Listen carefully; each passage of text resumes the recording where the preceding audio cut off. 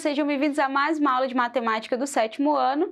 Eu sou a professora Fabiane Farias e na nossa aula de hoje nós vamos falar sobre localização de pontos no plano cartesiano. Então acompanhe comigo aí na sua tela. Bom, vamos entender aí um pouquinho, sobre o plano cartesiano. Você já ouviu falar em plano cartesiano? Em diversas situações do nosso cotidiano, nós utilizamos códigos, para facilitar a localização de alguma coisa ou algo. Algumas dessas situações são simples, como a localização de uma poltrona, em um cinema ou em um ônibus. Já outras são um pouquinho mais complexas, como aquelas que utilizam sistemas de localização por satélites para determinar um ponto específico em qualquer lugar do planeta. Esses sistemas de localização, eles se desenvolveram com base nas ideias do filósofo francês René Descartes, Então, em 1637, ele publicou o tratado conhecido como Discurso sobre o Método, em que apresentava uma maneira de localizar pontos e figuras em um sistema baseado em dois eixos que se cruzam em um único ponto. Então, esse sistema que introduzia a noção de coordenadas, ele foi aperfeiçoado no decorrer do tempo e anos mais tarde, em homenagem a Descartes, ficou conhecido como plano cartesiano. Muito bem, então o plano cartesiano ele é formado por duas retas numéricas perpendiculares entre si. Isso significa que onde as duas retas se interceptam é formado um ângulo reto, ou seja, um ângulo de 90 graus.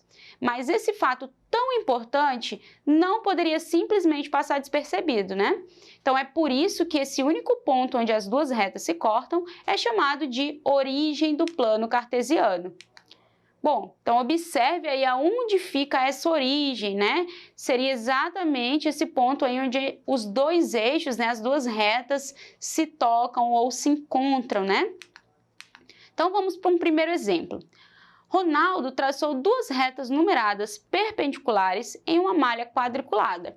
Depois ele representou alguns pontos nessa malha. Observe os pontos aí. Muito bem. Então, podemos indicar a posição desses pontos por meio de dois números, que chamamos de pares ordenados. Muito bem, então indicamos o ponto I, que seria esse ponto aí que está com uma corzinha diferente, Ele está aí indicado de vermelho. Ele pode ser indicado por 6, 1, Então, esse 6 aí seria a representação da coordenada aí no eixo X e o 1 seria a coordenada aí no eixo Y, deste ponto. E o ponto J teria aí coordenadas 1, 6, certo? Coordenada 1 lá no eixo X e coordenada 6 no eixo Y. Muito bem, então veja que o primeiro número ele corresponde à posição do ponto na reta horizontal, que nós chamamos aí de reta X ou eixo X. E o segundo, a posição na reta vertical, chamada aí de reta Y ou eixo Y. Então, note que o ponto A já se apresenta com a indicação de suas coordenadas. Vocês estão vendo aí o ponto A? Na malha quadriculada, o ponto A ele já aparece aí com a sua representação, indicando aí suas coordenadas, Então, as coordenadas do ponto A seriam 4 no eixo X e 6 no eixo Y. Continuando ainda esse exemplo, observe que o ponto D, Temos aí o ponto D, vocês encontraram o ponto D? Todo mundo já viu o ponto D? Ele foi representado no ponto de encontro das duas retas, certo? Então, esse ponto é indicado pelo par ordenado 0, 0, E é o que chamamos de origem. Então, observe que o ponto D está bem localizado bem na origem. Então, que ponto pode ser indicado pelo par ordenado 5, 4? Então, qual é o ponto que está exatamente em cima, aí das coordenadas aí de 5, 4, do ponto 5, 4. Então, se você acha que é o ponto F, você acertou. O ponto E, ele pode ser indicado por qual par ordenado? Você está vendo aí o ponto E? Então, quem seria o par ordenado que representaria a localização do ponto E? Seria o par ordenado 2, 2. 2 no eixo X e 2 no eixo Y, certo? Que ponto pode ser indicado pelo par ordenado 0, 5? Então, observe aí que nós temos a coordenada 5 no eixo Y, né? E no eixo X seria 0, né? Zerada aí no eixo X. Então, esse ponto seria o ponto H. Muito bem. Então, ainda sobre o plano cartesiano, a verdade, né, é que quando se fala em plano cartesiano, essas retas numéricas perpendiculares, elas possuem um nome específico, né, que eu já mencionei aí anteriormente. Elas são chamadas de eixos, e mais especificamente de eixo horizontal e eixo vertical. O eixo horizontal também é conhecido como eixo X ou eixo das abscissas, enquanto o eixo vertical também é chamado de eixo Y ou eixo das ordenadas. Então, observe aí, né, esses eixos se encontrando aí na origem, né? Então, nós temos o eixo Y aí como eixo das ordenadas e o eixo X como eixo das abscissas, certo? Depois de falarmos bastante, né, sobre os eixos do plano cartesiano, então é fato que eles dividem o plano como um todo em 4 regiões, certo? Então, essas regiões aí, elas são chamadas de quadrantes, e por isso deve ser do conhecimento de vocês que um plano cartesiano possui 4 quadrantes. Então, observe aí a localização do primeiro quadrante, né?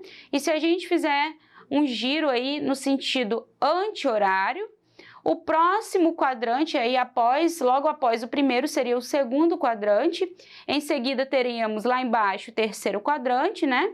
E em seguida, né, mantendo aí esse giro anti-horário, teríamos o último quadrante que seria o quarto, certo? Então, falando aí sobre vértices de um polígono no plano cartesiano, observe na figura ao lado aí que nós temos o triângulo ABC, estão vendo? Esse triângulo ele tem coordenadas dos vértices igual a... Bom, vamos ver primeiro o vértice A. Quais são as coordenadas do vértice A? Vocês identificaram aí? Coordenadas 1 e 1, certo? Ponto B lá, que seria o nosso vértice B do nosso triângulo. Quem seriam as coordenadas desse ponto, né, desse vértice? Seriam as coordenadas 2, 3. E nós temos também o ponto C, que indica o vértice C desse triângulo, e ele tem coordenadas 3, 2, certo? Muito bem. Então, essas seriam aí as coordenadas, né, dos vértices de um polígono, né, construído aí dentro do plano cartesiano. Vamos para o segundo exemplo. Observe o quadrado que Marta desenhou no plano cartesiano. Então, quais são as coordenadas de seus vértices? Bom, da mesma forma que nós observamos lá no triângulo, no exemplo anterior, nós também vamos fazer aqui com o quadrado, né, que Marta desenhou. Então, vamos começar aí pelo ponto A, né? O vértice A, né, que seria o nosso ponto A aí, ele tem coordenadas 3, 3, certo? O vértice E tem coordenadas 3, 1. Observe que a primeira coordenada sempre diz respeito ao eixo X e a segunda ao eixo Y. O ponto F, né, que seria o vértice F desse quadrado, tem coordenadas 5, 1. E o ponto G, que seria o vértice G desse quadrado, ele apresenta coordenadas aí 5, 3, certo? Muito bem. Então, vamos lá para o nosso próximo exemplo. Observe a representação do bairro em que Joana mora. Cada linha representa uma rua desse bairro, né? E cada quadrinho seria uma quadra. Então, observem aí, né, que nós temos uma figura que é um plano cartesiano aí, né, onde nós colocamos uma malha quadriculada aí para identificar quem seriam as ruas desse bairro da Joana e quem seriam aí as quadras, certo? Então, continuando aí o nosso exemplo 3, temos que a casa de Joana se localiza numa esquina, né? Bem no ponto de coordenadas 2, 1. Então, ela saiu de sua casa. Então, observe aí a casa de Joana, né? No ponto 2, 1. Estão vendo aí? Então, nós vamos representar por J a casa de Joana. Então, ela saiu de sua casa. Então, ela seguiu aí, né, o sentido norte e caminhou por 4 quadras até o ponto A. Estão vendo aí o ponto A? Muito bem. Então, após essa caminhada, ela deu um giro de 90 graus e caminhou no sentido leste, né, por 2 quadras, certo? Até chegar no ponto B. Bom, após esse movimento, ela deu mais um giro de 90 graus e caminhou 1 quadra no sentido norte até o ponto C. Depois, Joana continuou o seu percurso passando pelo ponto D com coordenadas 9, 6, 9 no eixo X e 6 no eixo Y. E em seguida, né, ela foi até o ponto E, né, e parou neste ponto. O ponto E tem coordenadas 9 no eixo X e 3 no eixo Y, certo? Muito bem, então observe aí que Joana parou exatamente no ponto E. Então, nessa questão, nós podemos observar aí, né, a questão das localizações dos pontos que Joana se movimentou aí dentro, né, do seu bairro. Nós podemos identificar os pares ordenados desses pontos e as mudanças de direções e giro aí que Joana realizou, certo? Então, finalizando nossa aula, né? Lembre-se que na aula de hoje nós estudamos a origem do plano cartesiano e seus elementos.